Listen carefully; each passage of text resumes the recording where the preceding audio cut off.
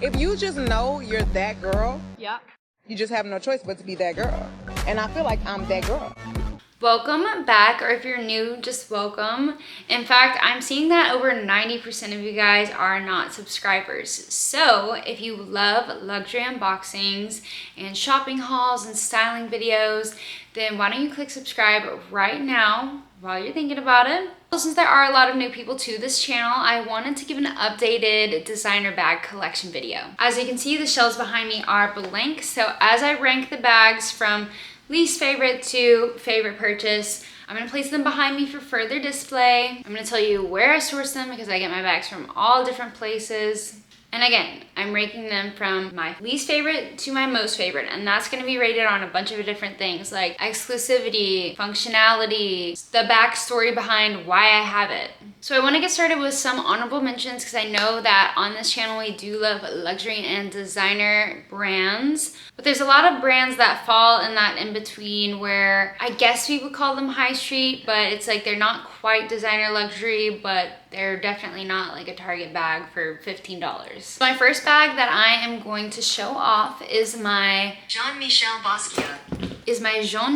Basquiat Coach bag. They did this collab a few years ago. It was paying tribute to Jean-Michel Basquiat, which was a famous painter in the 1980s. He was most known for his graffiti type artwork. He was influenced by artists like Andy Warhol, Jackson Pollock, Leonardo da Vinci. The style is very iconic. I'll show off some of his famous works of art. But in my opinion, he was another one of those artists who had a troubling life and didn't fully get to enjoy the way that we would come to appreciate his art, if that makes sense. But this Coach collection was so cool. I'm also going to show you some different pieces here. To some people, it looks like a toddler maybe scribbled on a bag. It looks like crayon writing. There were some cityscapes, T-Rex, these crowns, words written out. I loved this collection almost for the irony because it's supposed to be a nice, expensive bag, but then it also looks like there's writing on it and it's ruined, but actually that's what's making it valuable and great. If any of you are familiar with Coach, when I was growing up, Coach was definitely expensive for my family, but it was not unattainable, if that makes sense. Like you could get a reasonable, nice bag for $60 to $120 on the regular. However, they have just been going up, and I think they're really trying to up their brand even higher levels. So let me know if this makes sense to you. Back in the day, I would say like, you would say Coach is here, and then Michael Kors is here, and then Versace is here, and then your, you know, Louis Vuitton is here. I would definitely, in my opinion, say that Coach has surpassed Michael Kors. I really started seeing the shift a few years ago when they got like Selena Gomez and Jennifer Lopez to be just like the main person that was in their marketing ads, which whether or not you like either one of them, you have to admit that they're huge names. And at first when I saw them marketing for Coach, I was like, aren't they a little too big for Coach? But since then, Coach has really been trying to make their way into the designer market. In fact, their latest runway collection, the price point just like had me taken aback. So there's rumors circling that one of the runway bags is going to be known as the Coach Birkin bag, and it's the Empire Carryall. They have a couple of sizes. The price on the Empire Carryall, depending on the size, is about $650 for Coach. It's crazy. So, you know, maybe one day we'll regard them as equals to a Louis Vuitton.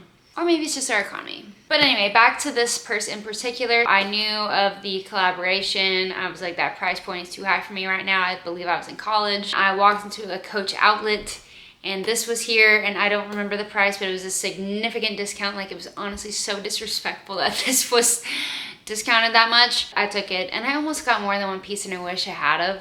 But anyway, it says famous, which again, I love the irony of it just looks like a toddler scribbled on it. And then the back has these cute crowns that are signatures of his. For the next honorable mention, I just unboxed this, but this is my Diesel play bag. It is Diesel's iconic shape. I love the texture of this bag. It's like real plushy. I'm obsessed. I'll show you some designs that are out now because Honestly, I wish I could have multiple, but they are $395 at the moment, so there's just other luxury items calling my name. I really like the cat play bag, even though I'm not so much of a cat person. I'm more of a dog person, if anything, but it looks pretty iconic. I really want the cityscape. Don't be shocked if I unbox that later. It's just really rare that you see digital images on a shoulder bag, but for some reason it really works. Just like the cat bag, I really like the leopard or jaguar bag as well, even though they look like they are just going nuts on there. Also, that is very different color, so I think that it would stand out, and then that could be like your yellow bag or whatever. But that one is $450, so I don't see that one in my future, but you know, if I were gifted it, I would be excited. I also think the lip biting one is very Y2K for some reason. Love. Ooh, and the green and black leopard print, that's also very pretty. But again, I'm liking all the darker bags. I've thought about getting another one, but the cityscape, the black cat, the green leopard, or is that a tiger? I don't know. They're all dark bags, and so since I already have one that encompasses both dark colors like black and green, there's really no use. In fact, this bag has all of the colors of the bags that I'm eyeing on their site. So I should just love what I have and not look for more on their site, but it is definitely an item that I will be checking in the future. Moving on, I have my Versace Hobo Bag. If you want to talk about functionality, this is the best bag. I have taken this to Japan with me. I think I've taken it to Europe with me. It is honestly the perfect little travel bag. There's so many different colors. This bag, out of all of the items that I go periodically search and see if they're on the RealReal, Rebag, Fashion File, eBay, is gonna be this Versace Hobo Bag. The colors are so cute, they're so bold. I love the red, obviously I picked the red, but there's also a lilac that I've been eyeing, a pink, and the only reason I haven't gotten the pink is because I already have a pink bag. And they also have a really cute green and blue. So I highly recommend, and the price point isn't that bad if I'm being honest. I usually see them for about $400 or $500. But I love the Medusa. Unless you're into designer and luxury, most people don't know what this Medusa is. They just think it's a cute design. I always feel safe when I take it traveling. The Versace is really small and understated on the back. Why I like it for travel is not only the really long shoulder strap, and it's not skinny so it doesn't cut into you, but the opening and closing is so easy, yet I feel so secure. If you're to look at the bag on the side, it's completely secure even when I'm, you know, trying to push it open. It's held closed by a magnet, and then you open it up and there's no like section in the middle that's cutting you off or anything. It's just an open bag. It also has a little card pocket too, if you wanted to put your card holder or cards in there. And even when it's a little overstuffed, this flap can come up a little bit and allow for some give. But like I said, Versace Hobo Bag is no stranger to pretty much all of my search bars in my apps and Safari. I think this bag was one of the first bags that I got off the RealReal. The RealReal is one of my favorite reselling platforms. Not only is it super easy to buy and filter out what you're looking for, but also it's so easy to sell with them. I do actually have an affiliate link with the RealReal. The link will be in the description box for this video if you want to go see for yourself if there's a nice hobo bag for you. But if you see it, I would put it in your cart immediately because they do go out fast. My last choice was based off of its amazing functionality. My next choice has nothing to do with functionality. I'm putting in a tie for my 2 Louis Vuitton mini pochettes, and I got both of them off of Fashion File for, I think they were either right under 500 or they were like 595 at the time for each. When I got them, I could somehow fit my iPhone in here, and then the very next phone couldn't fit. This one for me is just because they're so stinking cute. This is a great entry-level piece into luxury, or at least it used to be. Honestly, the Versace Hobo Bag is a much better entry because the price point is pretty much what I paid for these, but that's way more functional. I actually looked up the other day how much these cost now because I was making a video on how to turn it into a shoulder bag using a Louis Vuitton chain. From the Louis Vuitton website, they're $760. That's so sad, but I get it because they don't want everyone and their mom to have them. These are really hot on the resale market. Like, you could definitely get more than what you paid for it. I always see a ton of these on resale. You can definitely go find one if you want one. It's just whether or not you want to pay for a bag that you're probably not going to be able to put your phone in, but you're probably going to put your card holder, your keys, a lipstick, piece of gum, really anything you would need besides your phone, which nowadays we're so attached to our phones that I find I don't want my phone in my purse anyways. I want it in my hand. These are just cute and they're iconic. And also, right after I got them, there was rumors of Louis Vuitton discontinuing them because they wanted to get rid of the entry-level pieces, but that never ended up happening. But for me, this one is for the time capsule. I want to keep it forever. I don't care that it would sell really well on the reselling market, especially with the condition that I have mine in.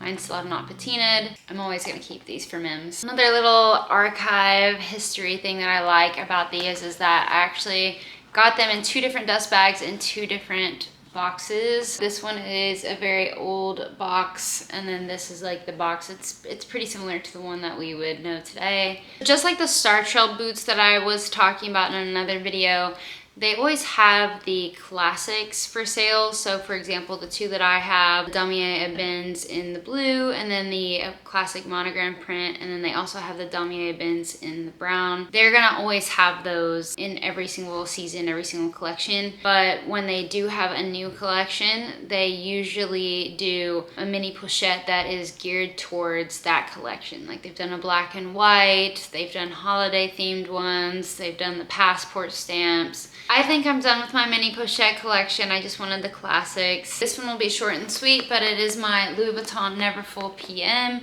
I know, everyone's bored of this one. I get it, but I'll just throw out a couple of notes. Number 1, I got this in a freaking Don Quixote in, can't remember if I was in Osaka or Tokyo. I think I was in Osaka.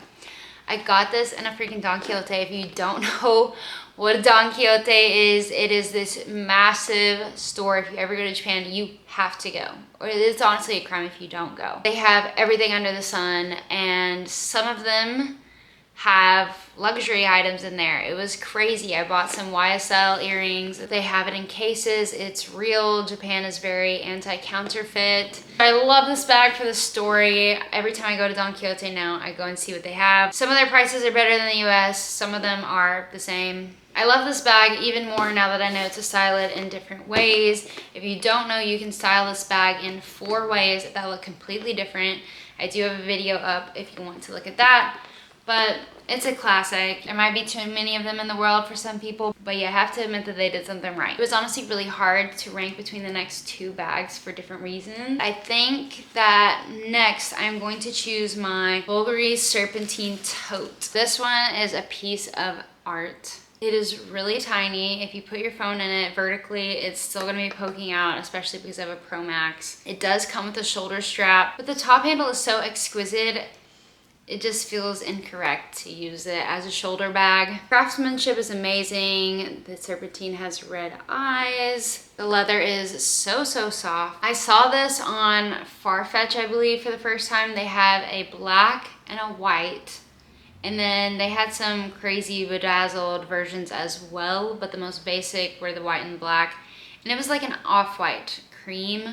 I just fell in love. I needed this bag. There's never been like such a hunt, such an obsession as there was with this bag. And even my SA, like, I could kind of tell she was like, why? You know, like, what is the obsession with this bag in particular? Like, it's so expensive and it's so little. Now, the reason why I'm like talking so highly of it and it's not one of my top bags is the functionality isn't amazing. You do have to hold it with the top handle because, like I said, it's just, with this bag, it's just weird to have it as a shoulder bag. And also, these are real metal. They are really heavy. And so I am terrified that it's going to start wearing the bag down if I let them hang, if that makes sense. And when I store it stuffed and on the side.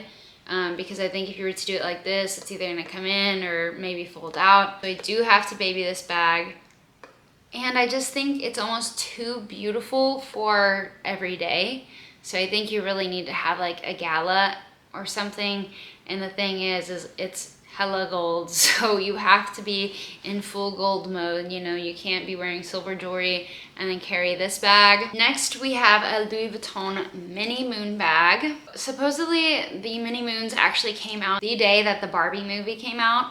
So the sales associate was saying how everyone was coming the day that they released them to get the pink one to then go to the Barbie movie. I honestly think that this is a steal for Louis Vuitton because I'm pretty sure that at least when they were released and I bought them, they were a ridiculous price point, like 900 something, like under 1,000 for a Louis Vuitton bag is insane. Especially because I just showed you the mini pochette, which is way smaller than this bag. The interior of this bag is very spacious. The texture of this bag is really nice and durable. It's almost like a plasticky, so I don't feel like I have to baby this bag at all. They had a lot of great colors, and actually this bag and its collection actually really reminds me of the Versace bags. They had a lilac, a green, a black, and I think a cream. The strap is adjustable so that you can make it a longer shoulder strap.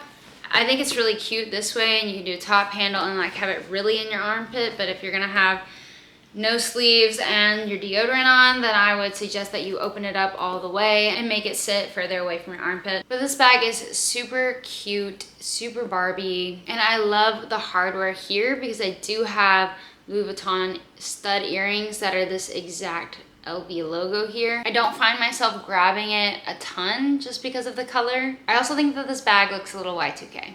Oh my gosh, now the choices are getting really hard. I am not kidding. Oof. I think I'm gonna be petty. The rest of the order may be a little controversial, but I think I'm going to have to go with my Chanel classic flap that I got in Tokyo, Japan. I'll tell you why I love it. Number one, the experience was so cool.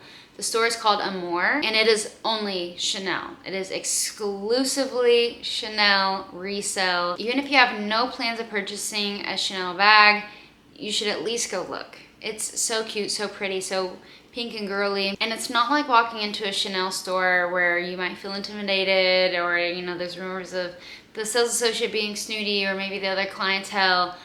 Not at all. It's a resale shop. So, and it's also in such a touristy area. So please go into the resale stores in Japan. You will feel welcome.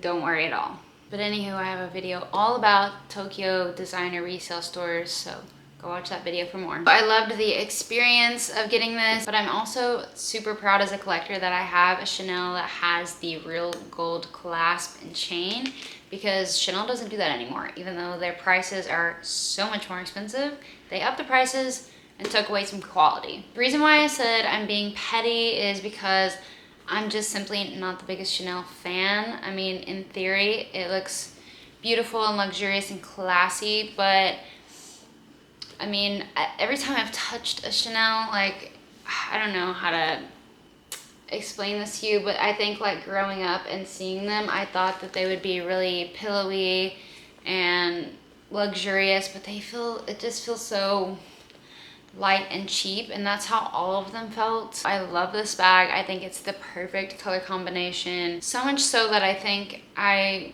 would be content if this was my only Chanel bag I ever owned. Next, we have my Saint Laurent Takeout bag. I think that this is just simply iconic. I can't believe they did this shape. It's like almost a joke that it's in this shape of McDonald's Happy Meal, but it is, and I love it. To me, it somewhat captures my childhood, to be honest, whether that's sad or not. I love the detail that is put into this bag with all of the mini logos and then the really gaudy piece here. And I didn't think that the price point was that bad for such a runway looking piece. Again, I don't really know how I'm gonna pick between number one and number two. I'm really curious to see if you're gonna agree with me here.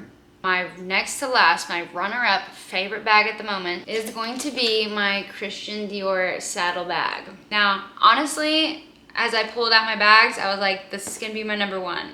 Until I had the two bags sitting here, and then I had a last minute switch up. I bought it in Hawaii. I love that it has a hibiscus flower, which reminds me of my time living there.